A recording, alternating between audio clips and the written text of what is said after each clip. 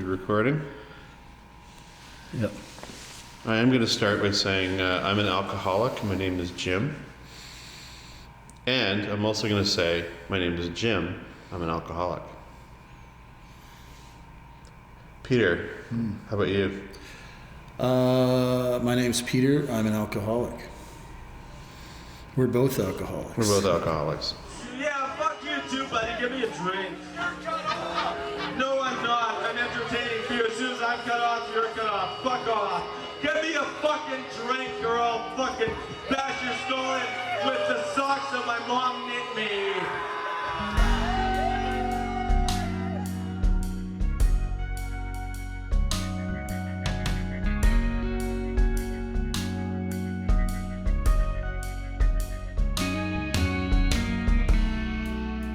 The devil has got me tonight.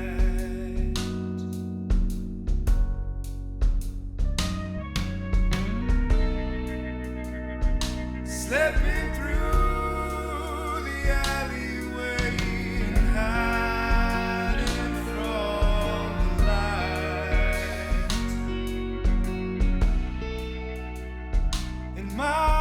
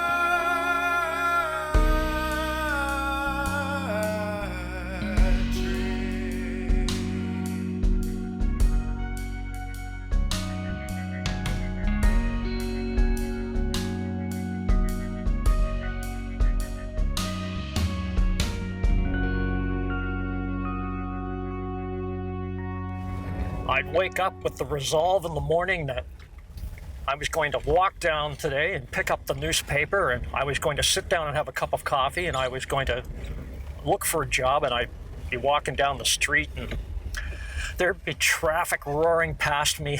There'd be guys working jackhammers on construction crews, and there'd be, people going past, conversing, and there'd be all this noise all around me, and through it all, I could hear them racking the draft glasses in the hotel. That tinkle sounded like fine Swarovski crystal to my ear. It would float across all this noise, and that would be the only thing I heard. And without even a thought, that would be it. I would be gone. That would be my day gone again, and who knows how long the day would last. Sometimes I'd start out in the morning and wake up 3 or 4 days later, not know where I was. Like, I don't think I've ever felt normal. I've always felt below it or above it. And alcohol just like took me right up to, it made me comfortable. And if comfortable's normal, then it made me normal. It made me feel like the popular girls, I thought that popular girls must feel like in school when they so casually talked to the boys and said funny things and were friends with everyone. When I drank alcohol the very first time, I thought that's what it would be to feel like them. So that's probably normal. I always thought that I had a problem with it, but it wasn't going to be something I had to deal with. I always kind of thought that when the time came, I would just stop drinking somehow. But that always seemed so far away. Even when alcohol started becoming a problem for me, I didn't deny that I was an alcoholic, but I denied that alcohol was causing problems.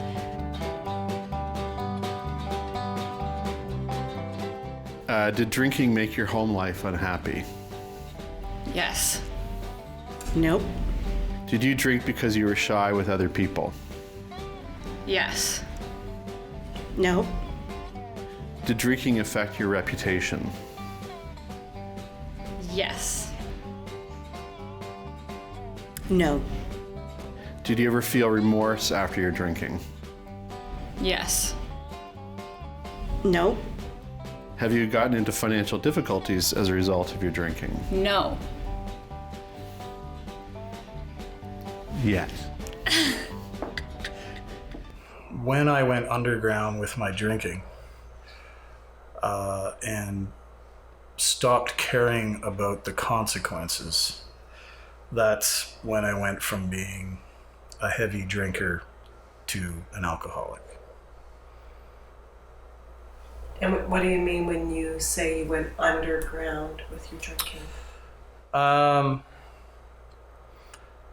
When I was hiding the fact that I was drinking, when I was drinking alone, when I was stashing alcohol, when I would drink before I went out drinking with friends or, at a family function, I would privately consume. So, that's when when I was drinking and no one else knew about it. I drank for a period of about 20 years, from my teens till just before my 40th birthday, I guess. Never a social drinker.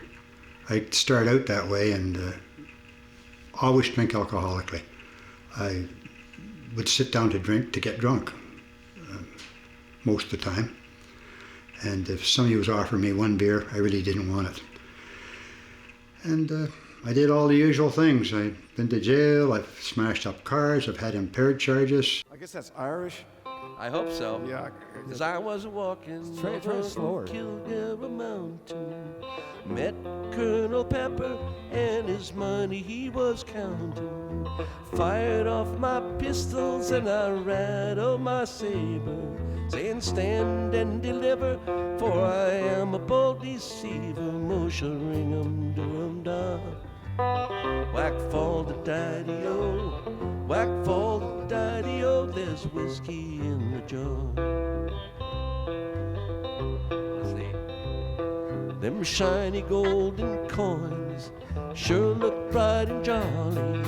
Took the money home and I gave it to my Molly. She promised and she vowed that she never would deceive me. But the devil's in the women, and they never can be easy. Moo-sha-ring-um-doo-dum. Whack Paul the daddy-o, whack Paul the daddy-o, there's whiskey in the jar. I don't remember my first drink, because I would always get a little bottle or a little glass of beer, maybe mixed with ginger ale when my father had beer. Or if we had a cold, you'd get a shot of rye and hot water and sugar and that. And never enough to make me feel good, but I remember the hot toddy. I used to try and fake being sick so I'd get it, and she was too wise to me for that. Because that, I got this fantastic sensation of it going down and being really warm. And I like that. I was awakened between the hours of 6 and 7. God stood round my bed in numbers odd and even. I didn't have my pistol, so they turned under prison. Da da da da da da da da da da da. Whack all the daddy-o, whack all the daddy-o, there's whiskey in the jar. Slow it down a little. I drank to be one of the crowd, and it was god-awful. I got sick to my stomach, I threw up, I went home, the bloody bed wouldn't stop spinning. The next day I felt rotten. I thought, that didn't make me feel good at all. But I was accepted into this crowd, and that was very important to me, not the drinking. Whack ball daddy-o, whack ball daddy-o, there's whiskey in the jar. Some take delight in fishing and bowling. There was always somewhere I could get a drink. I used to, with a friend that lived across the street, and come Sunday afternoon, Sunday evening, I'd be parched for a drink. There was no place you could drink in Toronto in those days, no place you could buy booze. And I'd go over and tell him, just relatives just come in from Montreal, and I'd get a half a bottle or something out of him. And when I sobered up, he reminded me of this, that I'd went over there maybe 25 times because these relatives had kept coming. He could see my house from where he was, and there was no cars there with Quebec plates on them, so, no, you'll find a way to get it. Whack for the daddy-o, whack for the daddy-o, there's whiskey in the jar. Well, for me, when I wasn't drinking, or I'd try to stop drinking or stop using drugs, I just didn't know how to live. I couldn't live with my thoughts. I didn't know how to act. I was just incredibly irritated and angry all the time, to the point where alcohol actually allowed me to act semi-normal. First time I tried cocaine, I think it was like 19 or something, but I didn't really latch onto it because I really liked money and it was really expensive. So I just kept drinking, but as my alcoholism progressed, I realized that I was blacking out and waking up in very strange places, and it was quite dangerous. So with cocaine, it allowed me to be a little bit more present when I was drinking, and then get home and I could drink more and I could stay up longer. So I really just used it to augment my alcoholism. But like anything, it progressed, and then to basically using it like once a month, twice a month, to an everyday thing, an all-day everyday thing. From there I went to treatment, my first treatment center, because it was my drinking and cocaine use was out of control. When I was in my first treatment, I met a heroin addict, and he moved in with me when we left treatment, which was not the best idea.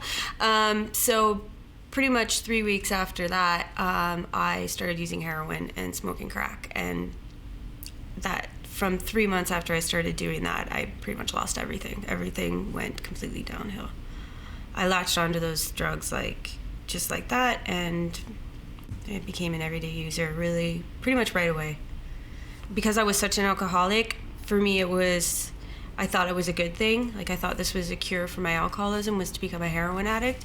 My thinking was so crazy, but obviously being a heroin addict is a pretty horrible place to be. So, and that took me down really, really fast. I wasn't a stay-at-home alone kind of drinker. In fact, I could actually sit and have one drink at home alone. But when I was out being, I'll watch a movie, and, there was the odd times, drinking a Mickey in the theater, watching Magnolia alone. That was,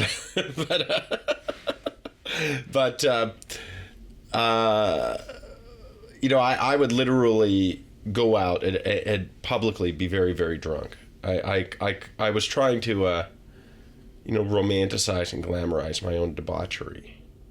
So, and it was very social, and I'd be a performer, so I'd be drunk on stage, singing, doing stuff. There was, I put up footage on YouTube of a show, me having a blackout on stage. I put it up not that long ago, because I went, well, it's entertaining, and that's where I was then, and hopefully never be again. And done that. It's a well-trod path for me. When I left home and discovered there was a world out there of other kids who were like me, in other words, problem kids, who were not into the baseball and the football and the dating and all that stuff. They were out there angry and pissed off and wanting to get away. It was like, wow, I relate to this. And they had the same kind of morbid curiosity about drugs that I did and alcohol. It was like, wow, I found my brothers, my sisters, where have you been all my life?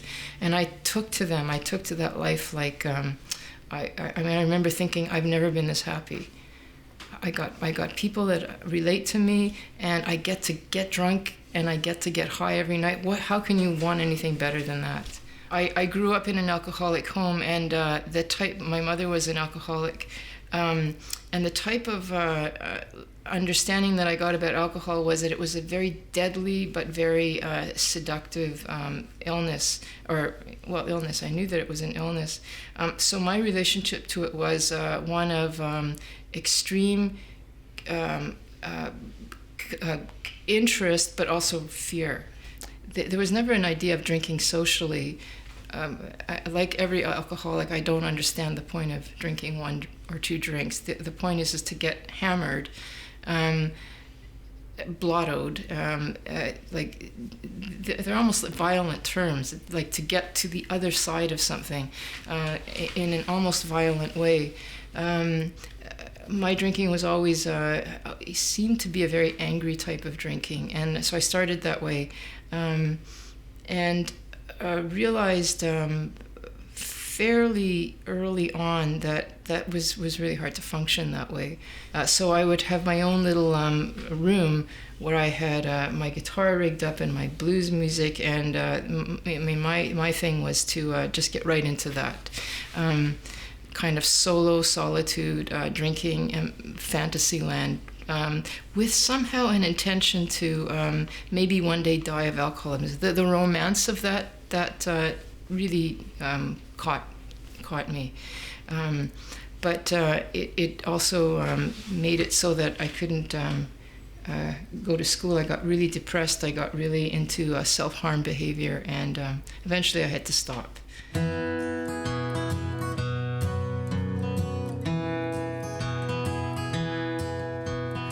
He brings out the whiskey in me. This is the playground connecting to the hydro fields that I treasured so much.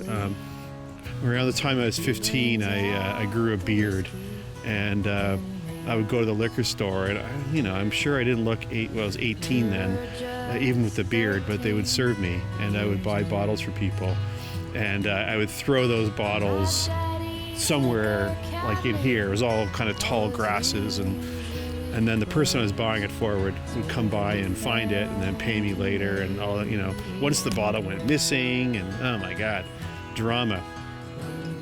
But I'd be full of fear till I drank from that bottle. Getting over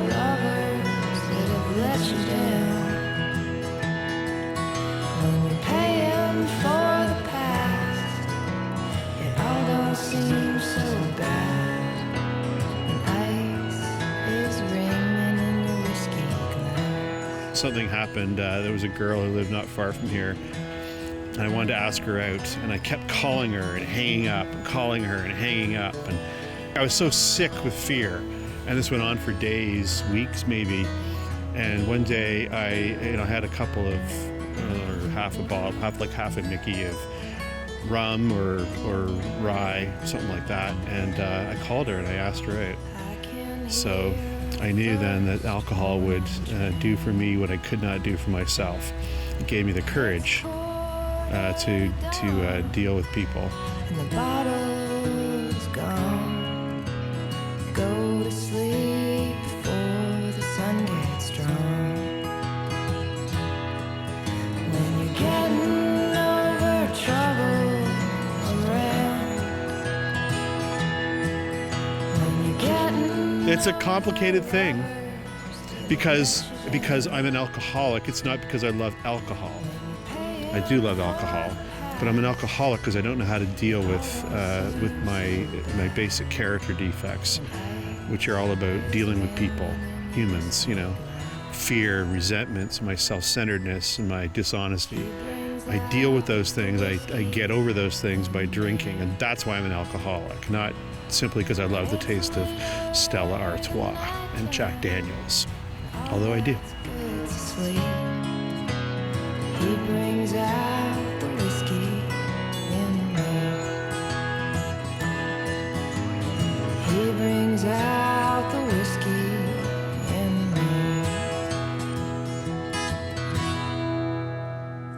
me. Never understood those guys who just have one or two drinks and that'd be the end of it. To me, that was kind of like you gather a whole bunch of tinder together, and then you get the tinder going, and then you put little bits of kindling on top of it, and then you'd add slightly bigger sticks, and then you'd start to add logs, and then once you got the fire to where you could really use it to cook, you pour a bucket of water on it. Just never made any sense to me. But of course, that's the problem.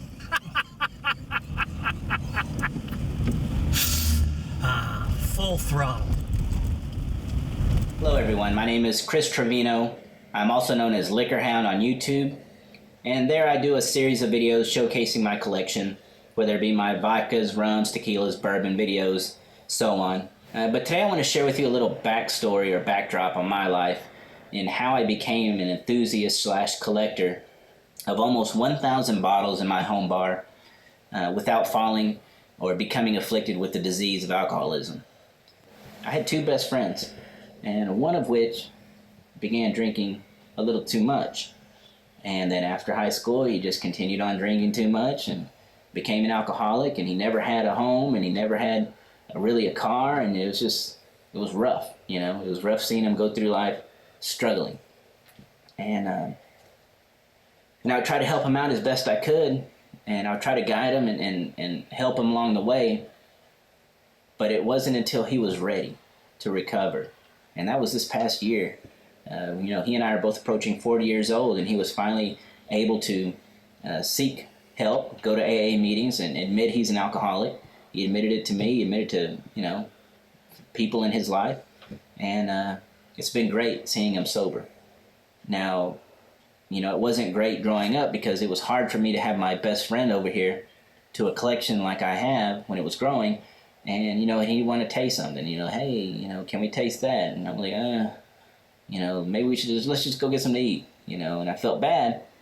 But every now and then when I would taste something with him, I felt even worse because, here we are doing a little half ounce of bourbon, let's say, and, and then he leaves, after a while he leaves. And then I call him in a couple hours and he's at the bar and he's drunk. And I'm like, that's... was I the enabler there? And I hated that feeling. And so that's another thing that I guess has always kept me from drinking too much. Matter of fact, like I said, I'm almost 40 years old, and I can count on one hand how many times I've been drunk. But the one thing I always try and stress to everyone is to drink in moderation. Just because I have a collection of almost 1,000 bottles in my home It doesn't mean that I'm a big drinker, and I don't advocate big drinking. To me, it's all about tasting of spirits. You know, if you want to have a huge collection, you can't be a big drinker. I tell everybody that. And so that's the story on Liquor Hound. Thank you so much for watching. Everybody take care. Bye-bye. Cheers. Want the year? April 12th, 1970. I went to a local church, and there was a group of people there. I met in the basement a couple of times a week, and they were all ex-drinkers. And they had a little formula for staying sober, like phoning each other and talking and doing certain things. And so I joined this group, but I never really become part of it. I stayed sober about a year and a half, and they were nice people, and some of them had been sober for years. But I convinced myself that, okay, I've calmed down now, I know how to live my life, it's completely different now, I can drink. And for 3 or 4 months, I probably did control it. By rationing it, buy a 6-pack on the weekend, have 2 Friday night, 2 Saturday night, and 2 Sunday. And it was god awful. It was horrible. I wanted more, but I wanted to show my wife that maybe I was doing it for somebody else, to try and keep my marriage together. Probably that's why. Or I was sick of hangovers. I don't know exactly what spurred that one. But it worked for a while, and I was smarter than these people, and I went out and drank for a little over a year, I guess, after that. Probably one of the worst years of my life.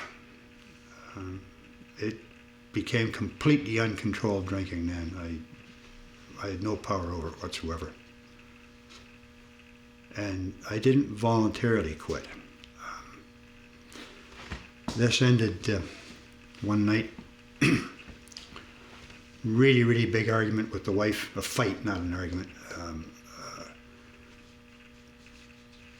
I threw an ashtray at her, meaning to kill her, because she wouldn't shut up. And the ashtray hit a coffee table and shattered and put a gash in her knee that required stitches. And I said, "Well, get in the car and I'll drive you to the hospital." And he told me in no uncertain terms, "We're not going to the hospital with you." So I thought, I've really done it this time, and I know I've sunk to a really low level. And I come out here to this garage. I brought some sleeping pills. I put I had a car in here, that's right. A bottle, the pills, I turned the car on. I figured carbon monoxide poisoning is a terrific way to die. No pain, you just go to sleep. I think, I don't know. What happened though, the fumes from the exhaust went upstairs, and my daughter could smell exhaust fumes in her bedroom. And you could hear a car running. She slept in the bedroom directly above here. So she went in and phoned a neighbor, and the neighbor phoned an ambulance and the police. And I was out lying in the snow when I woke up. And as a result of this, I went to a psychiatric hospital for about 2 weeks. And from there they sent me to a treatment center, and I haven't drank ever since. Whole pile of problems, but not with drink. And there's nothing I've run into so far in my life that's going to make me take that drink. The drink wouldn't make it better, I know that. Yeah. I feel like drinking sometimes. Is that okay to say this? Yeah, that was one of my questions. Oh, yeah, I do. But now when I think of a drink, I think when the day is over when I've had maybe a very trying day and I've got it over with and it's 10 or 10:30 at night, I'm ready to go to bed, but I'm still wound up from the day. I'd like to be like a normal human being. I could go pour a glass of rye and put some Coke in it or something and sit down and feel that warm feeling, a little buzz, and go and get a good night's sleep. And I've thought about that a lot, but I know where that's going, so I don't think we'll try that one. But the thought is there, and I don't know about other people that have quit. I don't think of this constantly. Most of the time, I don't think of it at all. But just the odd night, I just say, man, this is too much for me. And just life. Life is tough. Did your ambition decrease because of your drinking? Yes. No. Did you crave a drink at a definite time daily? Yes. No. Unless 4 o'clock on a Friday afternoon counts. Daily. No. It would be 7 a.m., by the way. That would be 7 a.m. My family doctor said to me, he ran some tests and said, your liver function's really high. How much do you drink anyway? So that was actually the first time I actually thought, oh, maybe it's because I'm drinking. But I must have been thinking that before, because when I would have a doctor's appointment, I would try not to drink for a couple of days. So I knew, but I wasn't consciously thinking it's alcohol. I don't know what I was telling myself, but so then I went to the hospital, and the specialist just kind of came in and said, well, you must know you're having problems with your liver, and well, I got to tell you, it's cirrhosis, and your liver is in it. He said, you have end-stage liver disease. And I asked him, well, what do you mean? And he said, well, it's cirrhosis. Your liver is shot. It doesn't work anymore. And he said, and then he left, and he just kind of let me sit on it for a while. And when I went to a follow-up appointment, he gave me the good news, bad news. Bad news is that I'm at end-stage liver disease, and the good news was there was this thing called, I would need a new liver, and I probably wouldn't get one in time because there's an approximately 4-year waiting list, and I didn't have very long to wait. And but he immediately told me about living liver donations. My doctor was really into that. He was really, really hopeful for me. He was really excited that I could find a donor and I could live. And it was really quick. And anyway, there was just such a rush of stuff all at once that I had to be sober for 6 months to be, even if I got a living donor, I still had to go on the donor list, and I couldn't go on the donor list unless I was absolutely positively sober for 6 months. I had this chance, this second chance, but a real second chance, and I was just too afraid to blow it.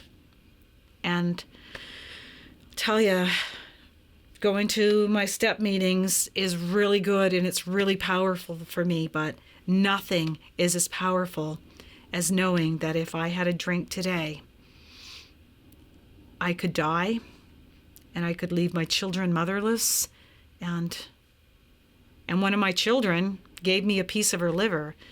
She put her life on the line, and went in for a 6-hour surgery to be opened up and sliced up to give me a piece of her liver. And that's why I stopped drinking, and that is one of the main things that keeps me from drinking, is just this immense gratitude for being alive.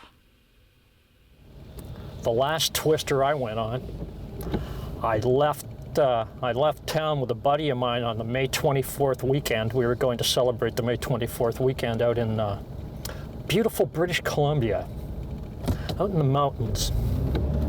And I came home June the 9th. That's how long the long weekend lasted. And I was rattling so bad because I hadn't had a drink in the car ride home. I think we'd ran out of money. I went over to this lovely lady's place that I was dating at the time, and she had something in, she had a couple of beer in the fridge to take the edge off. But the next morning, I woke up really in rough shape, and she asked me if I had the flu. And I said, sort of. And that was the last drink I ever had. I got her to, I don't know, don't ask me why. I mean, like the week previous to that, before I left for, I left for my little long weekend. Long weekend, 10 days.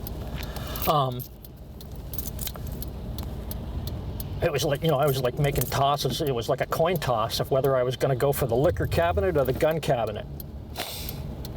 That's how bad I felt. It was just like, I prayed for death.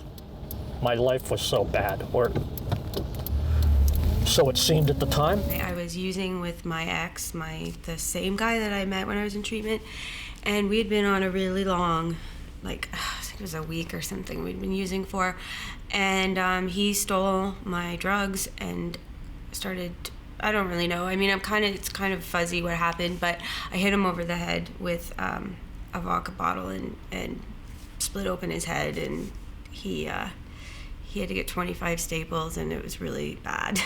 And then I called the cops on myself, so I ended up getting arrested and going to Vanier for a few days. That was when I really was when I stopped using heroin and stopped smoking crack. Was when I really hit my spiritual bottom, and when I knew I had to get sober, because heroin didn't allow me to feel anything, and I was just nothing. I was like a shell of a human being. I wasn't anything. And then when I stopped using that was when all the crazy started to come back. And then at that point, alcohol wasn't really working anymore for me. So as much as I drank, I couldn't make it stop my head anymore. So what happened was I was really sick. My body was breaking down, and my liver was failing, and I was just really, really sick, and I had the flu. And I went to the doctor, and the doctor gave me a prescription for antibiotics, and I only had a little bit of money, and I spent the money on a bottle of whiskey instead. So, and I was drinking so sick, and I was drinking this whiskey thinking, I'm so messed up in the head that I won't even get medication. And I was so lonely and broken that I kind of had hit my limit, and I knew that I couldn't go on like this anymore, and that I was going to have to kill myself. But I just didn't really want to. I kept thinking, this can't be the end. So I thought, why don't I just really try this time? Because I just really didn't want it anymore. I wanted to change, and so I just thought, why don't I just really try for 6 months to get sober, and if it doesn't work, I can always kill myself then. So behind me is the Maximum Egan Center. It's a Salvation Army shelter, and on the top floor is one of the toughest detoxes in town. One day I woke up there, and I was in a lot of pain. I don't remember going there. It was really brutal. I knew I was an alcoholic because I stayed there a couple of days, and I left, and I continued to drink. And if you end up in there and you continue to drink, you are definitely an alcoholic. I mean, it's not for me to say, but holy crap. Being in this building with these guys, identifying with them, helped save my life. At the end of the day, my addiction is really all based on fear. And I'm standing here right now, and I don't have much fear. I have a little bit of healthy fear, but not the kind of fear that made me just chicken shit to be alive, just afraid of everybody and running, you know, to the comfort of you know, a bottle. I've been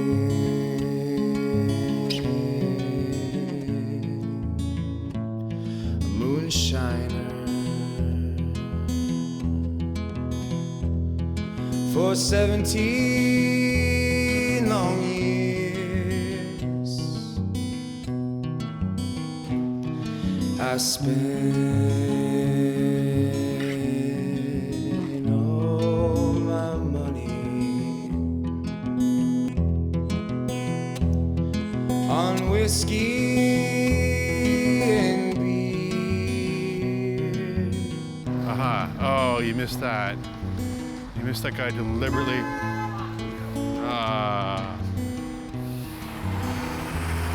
Behind me is the Canada Tavern, which has been closed for many, many years and boarded up, and there've been, I think there's some attempt to preserve it as some historical site. I only ever went here once, and I was out in this part of town. I didn't know where the hell I was. I was out here at a kind of art house film screening in the early 80s, and we all ended up here, and I was scared shitless, but I loved it. And I have this thing that I just love divey bars, you know? I go to some barroom. I ended up at the Maple Leaf Tavern in Gerrard, and you name it. And it just, you know, when the Rex was really dodgy, I stayed upstairs in the hotel. The Spadina Hotel, I booked a room there once. Like, I loved the whole thing. And it was partly pretentious, partly just trying to be bohemian, but partly I just felt really comfortable being in that kind of grime. And I actually can't really imagine it today. Like, I don't have any desire to really be there or, you know, be in a bar like this was like. But there was something about it, and I can't quite explain it. And it had tremendous appeal, and it was really dangerous and stupid. But there you have it. I can't account for it. When the bottle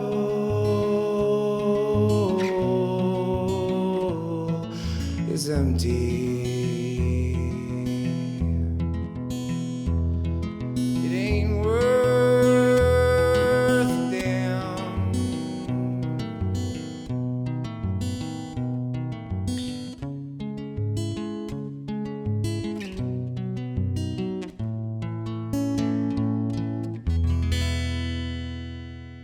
The only way that I was able to stop drinking was that I had to find my own cure. And this is, I think, partly why I was so interested in the field of addictions later, because I tried many different ways to cure myself.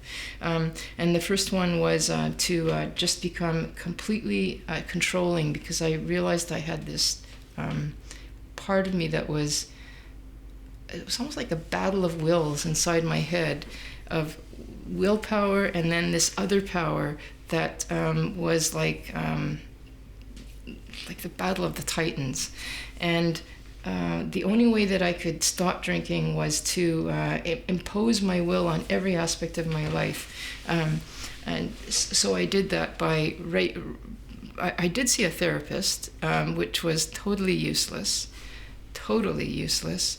because I didn't tell that person anything. It was like no matter what I did, this thing would take over. It's why I'm convinced that it doesn't matter what the substance is, it's the thing inside my head. And so I ended up having an issue with bulimia for what ended up being a good 20 years. I found a magical solution which worked for the next 15 or 20 years, which was drink 3 or so drinks, 3 or 4, just to get that nice little buzz, and then eat. And I would eat and purge maybe 3 or 4 sessions in the evening, and that would get me to the end of the night, and I'd be good. And drinking 3 or 4 drinks a day is, it's a little much, but I don't have to call myself an alcoholic.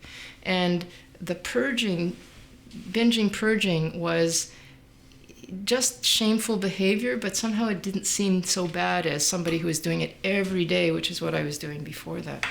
And every day, I mean, throughout the day. It just seemed like embarrassing, shameful. I could easily kind of not really notice that I'm doing it, even though I am, and I'm fine. So that was essentially my cure. So I had about 4 years where I was sober, like really sober, not drinking, and already controlling my food. But that was the kind of sobriety that we often call dry drunk. I was angry all the time, irritable all the time, not happy, just not happy. And about 4.5 years ago, I really put the question to myself, if this is life, I'm not interested, and I'd rather drink. And if that means drinking to death, then I'll take my chances. It's like playing Russian roulette. I'd rather do that than live this type of sobriety that I was living. And that was after having done meditation, hypnosis, Gestalt therapy, counseling, multiple counseling, self-medication. I didn't go to a doctor to get meds. I just did them myself because I could. I had access to them. And none of that stuff worked at all, which is why I understand when somebody says when they try those things, I understand why they don't work, because I know they don't work. I started to drink again, and that was like pent up 4 years, and I wanted to really make up for lost time and sort of get that, whatever it was I wasn't getting, I wanted to get it, and I thought I'd get it with alcohol. And I didn't. It was like having that drink, and you don't even, maybe for 5 minutes you get that nice buzz, and then the rest is just like, come on, make this thing happen, come on. So I ended up, as people say when they pick it up again, drinking more than I did before, and with even more violence than before, because I'm really pissed that I'm not getting whatever it is that I think I want. I obviously have to have more and a lot to get this magical place that I want to be, but I don't want to die, so I would try to sort of calculate it out.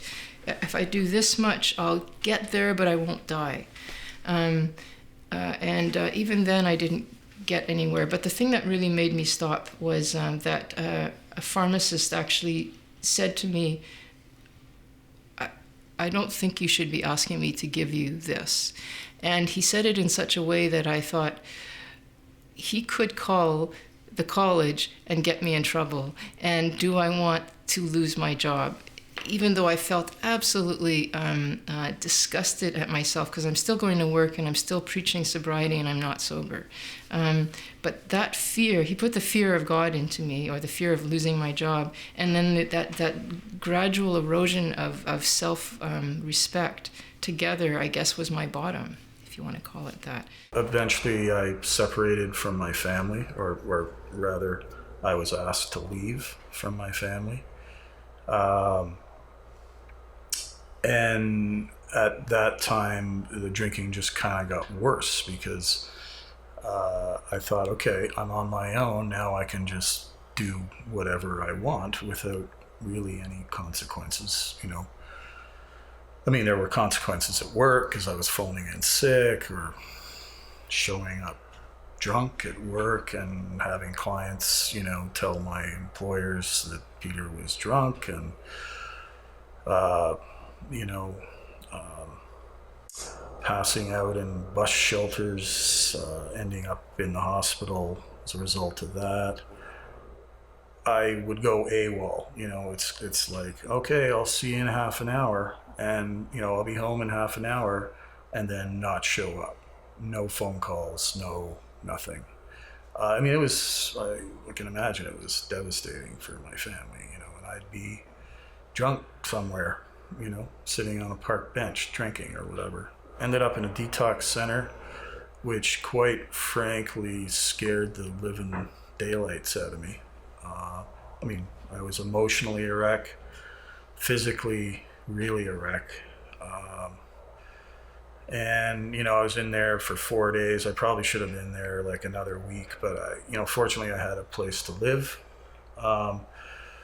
So I called one of my friends and just said, you got to get me out of here, because I was like, it was freaking me out. It was like a lot of, detox centers are detox centers. And apparently I was at a good one, according to some friends. I wouldn't have known it at the time. So I came home and I just knew I was done. I was spent, But really what made me stop was harm to others. That was basically it. I was always, even when I was drinking, I was much more intent on being self-destructive than destructive. I never wanted to actually hurt people. Be provocative, sure, and maybe freak them out a little, but not actually hurt anyone. Who wants to rock? Then get me a drink.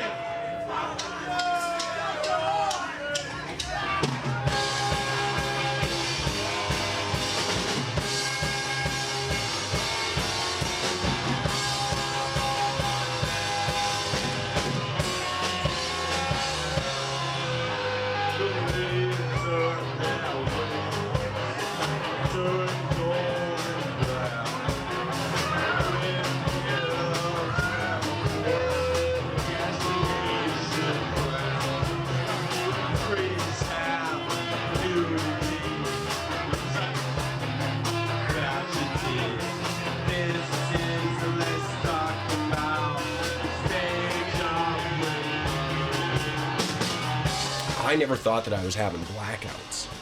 I didn't think I was having blackouts. Like, I knew I was having blackouts. Let me clarify that. I enjoyed having blackouts because it was like someone the next day telling you about adventures that are new to you but also starred you. So it was very exciting, like, a new adventure that I was in that I have no recollection about. It was kind of exciting. However, the blackouts turned ugly, and I wasn't aware of these ugly blackouts for a long time.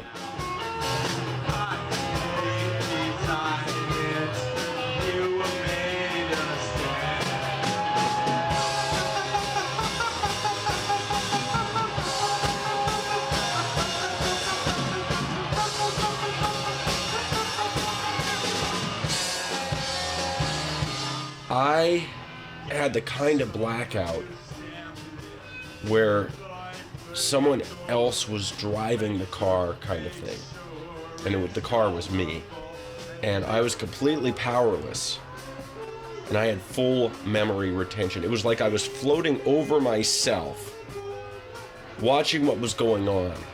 I was going like that. I was powerless. I couldn't stop what I was doing. I had full memory of it. It was the strangest blackout ever. I'd never had a blackout like that before in my life. And it had come to that. Obviously, this was progressive. This drinking and what I was doing, it had progressed to that point.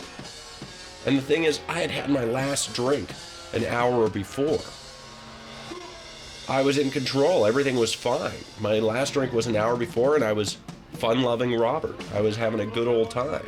Down here tonight. That last song was called "The Emblem Is in Your Control." I woke up the next day full of guilt and shame. Just pure guilt and shame. I couldn't believe it. And I knew that if I keep drinking, something even more terrible could happen. And that loss of control, everything, the powerlessness, the loss of control, the guilt, the shame. I wasn't a daily drinker. I was a binge drinker. And I was a social drinker. And all this, it all just hit me. And it hit me very, very hard. And that's why I stopped. What? Hey, fuck you, I'm not cut off. As soon as I'm cut off, we stop playing, and you got no more entertainment, and you can go home alone, you fuckwad. Yeah, let's hear it for some more beer for me. Did you want to drink in the morning? In the end, yes. No. Did drinking cause you to have difficulty in sleeping?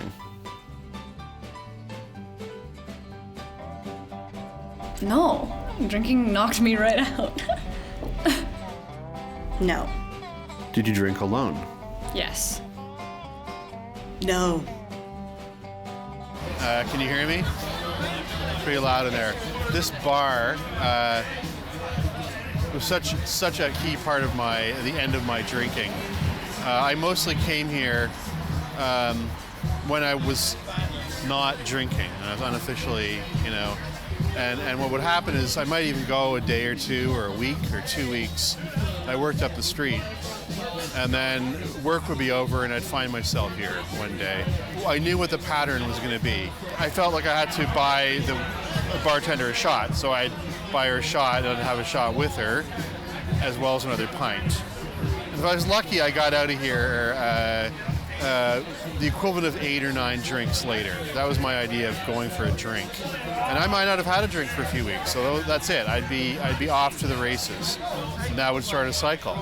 And I'd probably be here the next day, and the next day, and the next day. And, there's something about it that was kind of anonymous, but I started running into people I knew here too, architects in the neighborhood, that sort of thing.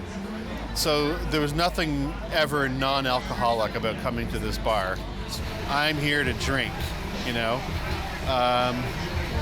I sort of had a good time, but it was a really shameful, hideous period of my life.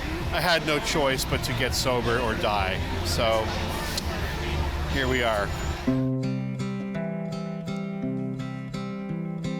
Blah, blah, blah, blah. Would everyone be quiet? The machine has come between me and my love. It's hopeful but doubtful for tomorrow. So pour me up another before bed. Lady love has only seen me crying, and the nights are for forgetting who I am.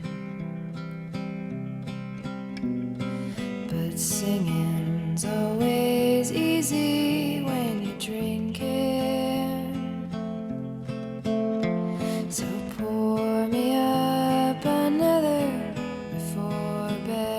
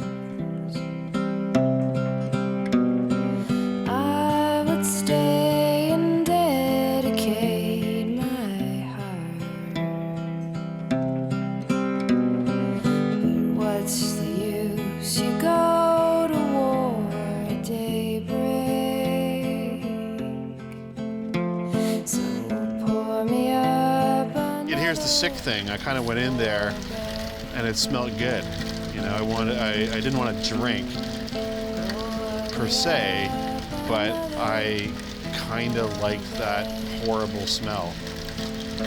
Kind of, it's paradise. Anyway.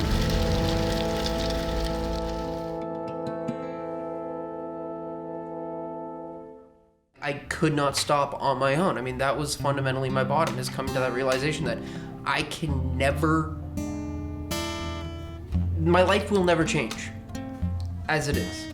It will continue on in the same depressing manner as it has, just getting steadily worse and worse and worse, and my two options are either go on to the bitter end of some lonely, depressing death, or kill myself earlier and save myself the pain and misery. Cocaine cocaine racing through my heart like a runaway train. Cocaine running through my brain. Who can remember when they first realized life wasn't fair? But it's kind of traumatic. I mean, when you're a child, as you're growing up, you know, I think we have this inherent idea of how things should be, and we all have to come to terms with the fact they're not going to be that way. But I remember feeling that way at a pretty young age, and just you know, it's scary and everything's painful. So, and I felt powerless. I felt, you know, really small in comparison to the rest of the world. And like, how am I gonna fix this? How am I gonna be, you know, exert this control over things? I can't. What I can control is I can alter my state. I can make my own world. I can change how I view things, and F you all, you know, I'm on my own planet. Running through my brain. Well, the first time I used crack cocaine, I sat on the edge of the bed and said to myself, this is very bad. I can remember uttering those words. It was just that powerful. Come here, lady, make it quick. The cocaine got me, I'm real sick. If I wanted it, I was going to find it. I was going to find a way to get the money to get it if I didn't have the money, and I was going to find somebody to supply it to me. You know, today I know that I could end up in a monastery and find the drugs and alcohol that I wanted. Running through my brain. I drank regularly with the crazy guy that screams at the Big Bop on the corner of Bathurst and Queen. His name's Amo. We were besties there for a bit. We would drink together at Michael's.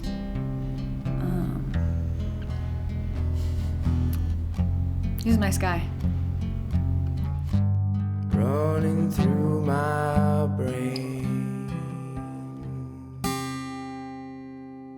I really think that my recovery began when I started to acknowledge that this isn't just me trying to control myself. I need to get help in a community setting, in a spiritual setting. It's something other than just me and my willpower, because that's me fighting this tyrant. And yes, the tyrant is controlled by the urine screens, but I need help. And it was when I started to talk to people and start to identify with people and not feel alone with the struggle, that's what made all the difference.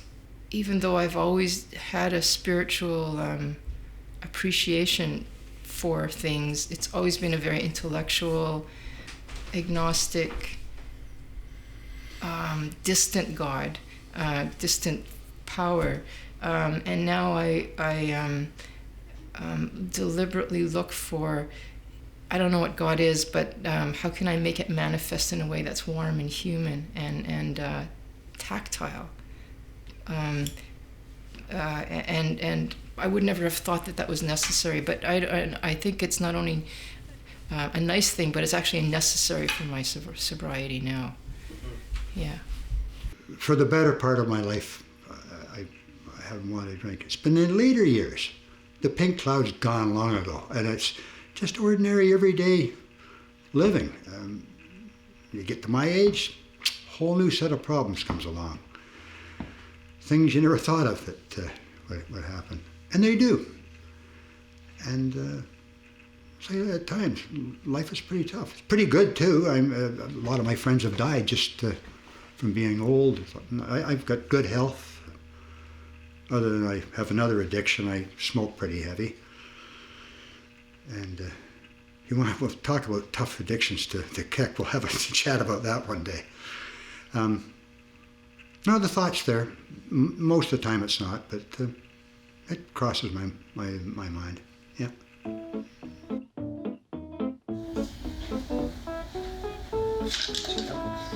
Peter? Got you a little something here. Yes, I see. It's from our adventures the other evening. Yep. There Yeah, very crowded Friday nights. Wow, it's a big lineup. Yep. Must be people that still like drinking, you know? Wow. Holy mackerel. That's a huge lineup. Huge. We got in this bag. Anyone living in Ontario will recognize this bag as a Liquor Control Board of Ontario bag. And all those bags that I immediately got rid of. Right, because it's evidence. Here's my old brand. Well, you see, I would get, these are nice and light because they're plastic. Right. You're getting into kind of rubby territory, but I would get these. Well, actually, what I would get, I believe, was this down here, because it was $1 cheaper. Well, see, I would go different routes. One was that route, like go and get it, but I wasn't worried about money because I was so insane. I was really more worried about like weight and. Like we're not going to drink it. Well, I don't know. We could. It's always a possibility. Stoli was a big number, and they come in nice, nice manageable sizes. Family size for your cornflakes, as Anthony would say, you know. Yeah. Well, there's some new brands I haven't seen here. I don't have any interest in it, and it's a shock to me. I mean, I'm as of this Friday, if all goes well, I have 5 years of continuous sobriety. And definitely my last drinking adventure involved a bottle of Jack Daniels or 2 or 3. American whiskey, you were there. Beer. Ultimately, this was the default. Sorry. $31.95 now. What was it when you were back in the day? In the 20s. I mean, I'm going to do this, but it seems like, see, now I actually think that's a lot of money. How many did I go through a week? Did I go through? Just give it to someone for Christmas. Well, we're going to open it, though. Yeah, well, somebody will drink it. At first, I would pour it and, drink it out of the glass. But eventually, Jack was just one of those things I drank out of the bottle like that. And really my preferred drink was beer, but what I really liked was getting kind of parched by hard liquor, and then having beer to actual quench your thirst. Yeah, and then so that would just calm me down, and then I would have 1 or 2 or 15 tall cans of Stella Artois. So I was like mixing cultures, America and Belgium. Like that was pretty Cosmo. It's just kind of rock and roll size. It's the official drink of rock and roll. I never really liked it. Wow.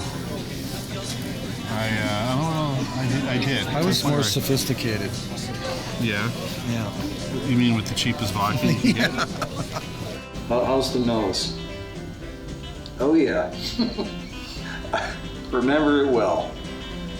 I never really was a Jack drinker. I mean, I did drink it, but it wasn't my preferred.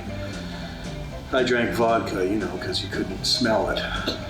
But this one's 50% alcohol. Yeah, that's not a big deal because. But yeah, the nose of it was pretty. Ooh. No, that's not enough, is it? I mean, no, I don't have to pour it back in the bottle. I mean, I didn't really. Ooh. I actually don't think I could do that now. No, I mean I could, but it's like the minute I did. This is the thing with alcohol. If I started to, the minute I that would obviously set off a kind of chain reaction in my brain. Like it's nothing. Go ahead and do it. It's doing it to me, and I'm a little unnerved. Yeah, the smell is definitely like I'll never forget that smell. It's not like 30 years from now when I have 32 years sobriety, and if I smell that, I'll still remember it. Like instantly, boom, I'm back to those days when I was drinking. I had like firm boundaries. I wouldn't smoke cigarettes before noon. To go into a guy who poured rye on his cornflakes in the morning. And you know what? The cornflakes still taste like shit and they still get soggy. It doesn't matter what you put on. you know, what I miss is I don't miss the actual drinking. I don't miss the actual drugging. I miss having something that I can do that will give me an instant escape. When I'm facing a lot of pain in reality or life, and I've got, you know, and life is hard, and I'm realizing that. And when I'm faced with these things, that sometimes I'm just like, oh, I wish I could do something to just make it all go away. And that's the thing about being in addiction, is that, like, for me, I didn't have to face anything, you know? I never did anything. I didn't have to pay rent. I didn't have to pay bills. I didn't have to deal with relationships. I didn't have to deal with life. I didn't have to have a job, because everything was just centered around my addiction, and that was it.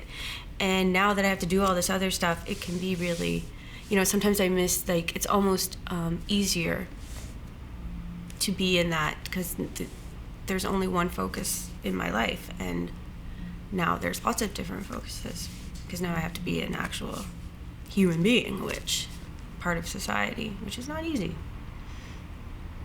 It just makes me realize, like, how deadly this thing is, and it's not going anywhere. Like, you know, my addiction and my alcoholism is always going to be here, and it's not going anywhere. So, you know, I could be 10 years sober and go back out, and I could die the first time that I'm out. So I have to remember that. So it's very real. It's very, very real. Because I often think that, you know, at any moment, like, you see these, it would be so easy, just when you're in a place, it'd be so easy just to go and grab something and drink it. And without even just like that, it could be so easy. And that's always my worry, is that sometimes that could just suddenly happen without even a thought. It would just be pure impulse. I mean, it would even be almost like be in a state before impulse, where it's just like, that's always my worry. That's been a little bit of my worry sometimes, is what if that ever happens? But it hasn't happened yet. So I'm agnostic. I'm praying. Is it doing anything? Is it, I don't know. Will that hole just go? I don't know. Did you ever have a complete loss of memory as a result of your drinking? Yes. No. Did a physician ever treat you because you're drinking? No. Because I never told them. Right. No. Did you drink to build up your self-confidence? Yes. No. Were you ever in a hospital or institution on account of your drinking? No. Wait, yes. Rehab. Yes. Guess I went to rehab eventually. So that's 20. You had 16 out of 20. Really? Yeah. 16? A couple of months short of my 40th anniversary of being sober, I chose to drink. I didn't have a slip, and I didn't just accidentally pick up a drink at a cocktail party or something. I planned it. I really don't know how this come about. My father and I are both alcoholics, and drinking is our fallback. Drinking is where we go when we feel uncomfortable with the world. Drinking is what I did to feel comfortable with myself when I was younger, and continued to do until I physically couldn't drink anymore. I had this thing in my mind that it'd be so wonderful to be a normal human being and sit down at the end of the night and have a glass of something, so I'd get a good night's sleep and put my feet up and relax. And I thought, this is really dangerous thinking this way. So there was bottles of liquor around my house, been there for years and years. Anyone who come to my house, I used to feed them liquor. And I got so scared, I got it. I even went in the cupboard and looked at it several times. And one morning I got up and I went like a cyclone around the house. I found every bottle and dumped everything in the house, cleaned the house out completely. no more booze in the house, then that's gone. But this thought was still there. When I heard that Dad drank last winter or fall, whenever that was, I was fairly indifferent. I was fairly poker face about it. And the reason for that is that ever since we interviewed him last year in the film, it felt to me like he was preparing for a relapse, because I've heard that language before. It was very odd to me that someone with 39 years of sobriety would describe that sometimes I want to be like a normal person, and then he would describe wanting to have a drink at the end of the night, and it's like, well, actually normal people don't do that. So even his idea of normal struck me as slightly alcoholic.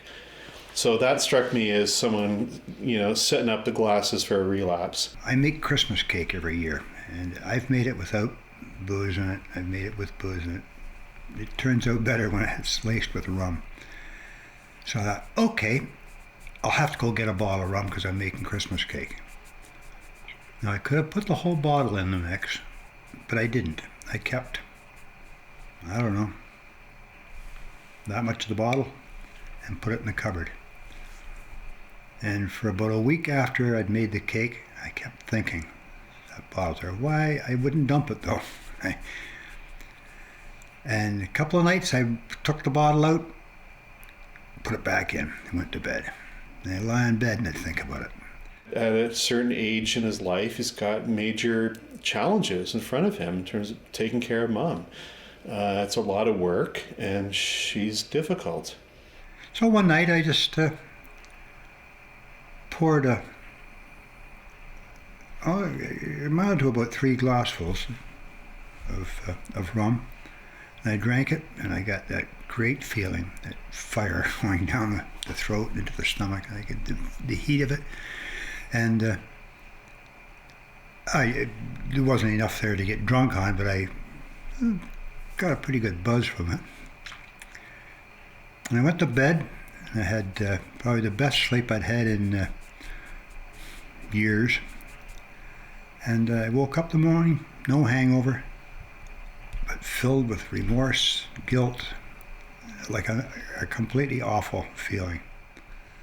It worries me that drinking could possibly become a fallback for me again. It could for anyone who's an alcoholic, because our thinking is so twisted. Our thinking sometimes I even think to myself, well, I've gone this long without a drink. I'm probably okay, even though everything I know tells me I'm not okay. Everyone else I know who's an alcoholic tells me that's not true. I'm always going to be an alcoholic, whether I'm actively drinking or not. If there had been more alcohol in the house that night, I would have drank. But I had no more urge to drink. I proved that what I've heard, that it's cunning, baffling, powerful. And I thought, geez, I could do that every night. I said, no, I couldn't. Because I'd have to go back to the liquor store and get a bottle. Then the bottle would last one night. And that was the end of it. It was a flirtation with it, really. It wasn't, it's hard to explain. I just want to be normal. You know why he drank? Because he's like me. He's an alcoholic. As the song goes, fish swim, birds fly, da-da-da, and I drink. And he drinks, and you drink, and we all drink. That's our default when all else fails. And I shocked a lot of people, I think, when I told them. I don't mind telling people what I did either. It's given me a whole new outlook on the disease, and a lot of other people, I think, saying, wow, if that old guy did it, what to say, I can't. Maybe I helped a lot of people by doing it, Maybe I would have helped them more if I had went in a 3-month bender and died or something. Maybe that would have shocked them more, I don't know. I'm not going to try it. No. I've learned in my sobriety to just So I'm not going to lay the blame on anybody, not your mother, or just me.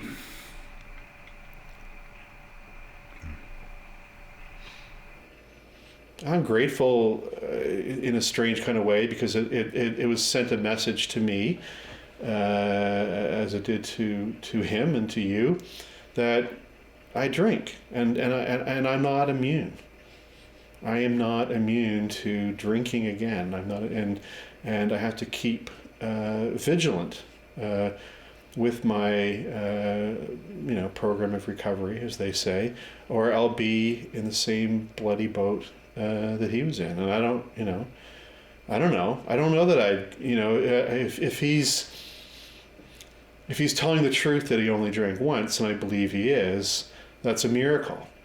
Because most people I know who do that do not, escape unscathed. And I don't believe that I necessarily would, so. Why? It doesn't matter why. Just, it's because I drink. And I enjoyed it too much, I guess. Some of the time. And then the red light comes on. The red light comes on, and it's like, No. my name is Tim, and... You need more explicit instructions. I'm serious. Well, here. You do? Oh, okay. Like, really? You know what people are like. Yeah. In fact, hit stop. And then... This is my home, and I'm hosting this little barbecue deal. I wanted to help out. I thought I was doing my part, but little did I know that my part would be flipping burgers. On a day that was 35 degrees, 38 with the humidex, and with the barbecue factor about 75. Do I sound resentful? Yes. Am I resentful? Yes.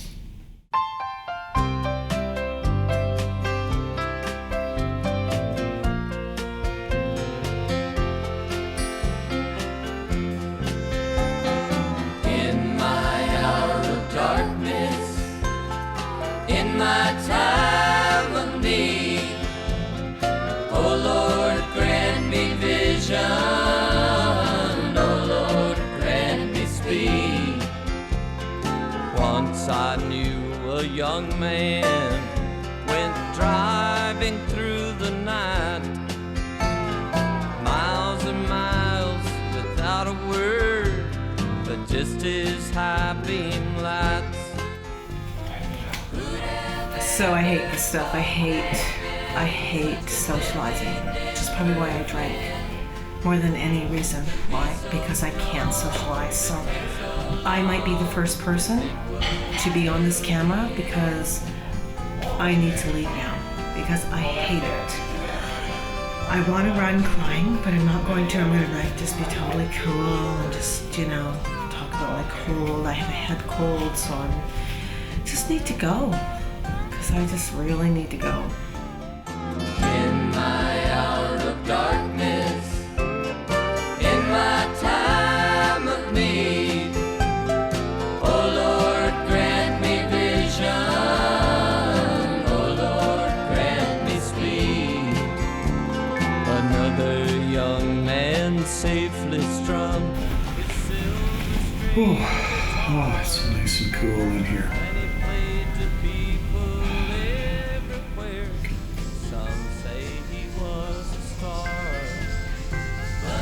This is very tense. The light is on. And the music he had in him, so very few possess. In my hour of darkness. In the meantime, I'm happy to be here, happy to be sober, and happy to have a bunch of sober friends upstairs, and I'm going to go join them and try and be okay with them and okay with the world. Thank you. Then there was an old man, kind and wise with age, and he read me just like a book, and he never missed a page. And I loved him like my father,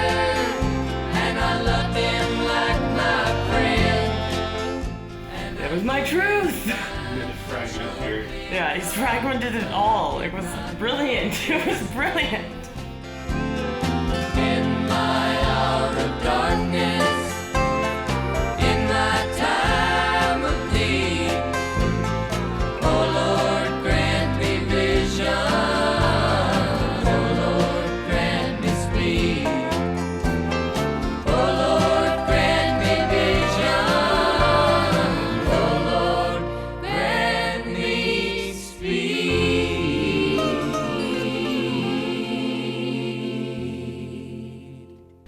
I'm Gregor. I'm an alcoholic and an addict. Ari, addict, 21 years old. That's what. Alex, I'm an alcoholic, addict, and 21. By the way, you're not actually 21 yet. In 8 days. I'm 6 months older than her, and I never let her forget it.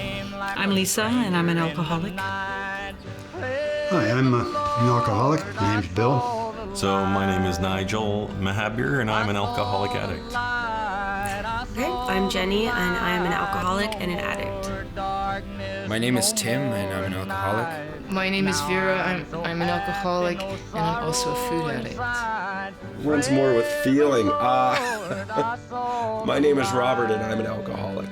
I'm an alcoholic. My name is Jade. Hi, my name's Kelly, and I'm not an alcoholic. I gotta go. I can't. Like I'm not into it, and I just want to leave it. And we'll give it away to Give it to somebody. near teetotaler, whoever. But I'll give it to my great aunt or something. all right. Okay. Okay. See ya. See ya.